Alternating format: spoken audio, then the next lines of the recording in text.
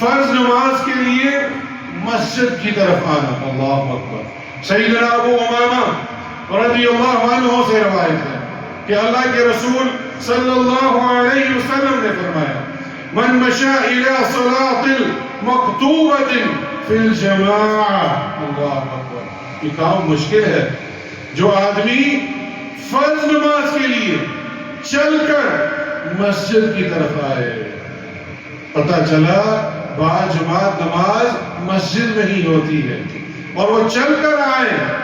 پھر کیا فرمایا فَهِيَ كَحَجَّةٍ.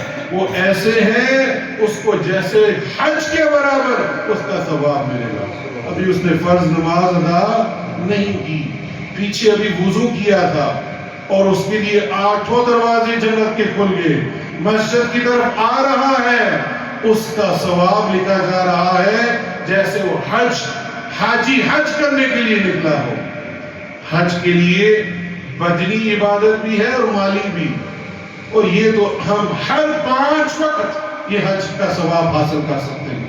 پھر کیا فرمایا وَمَن مَشَى إِلَى صِلَاةِ التَّطَوُّعِ فَهِيَ كَعُمْرَةٍ تَامَّةٍ.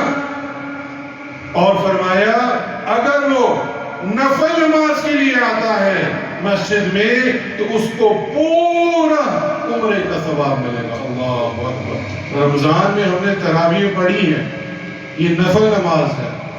اس کے حوالے سے علماء کرام لکھتے ہیں اگر کوئی صلاۃ التطوع پڑھنے کے لیے مسجد چلا جائے یہ بھی ثابت ہے کہ اس نے 2 رکعت ادا کرنی ہے, مسجد چلا جائے وہاں جا کر ادا کر لے, اس کو مکمل عمرے کا ثواب ملے گا. یہ صحیح الجامع کی روایت ہے.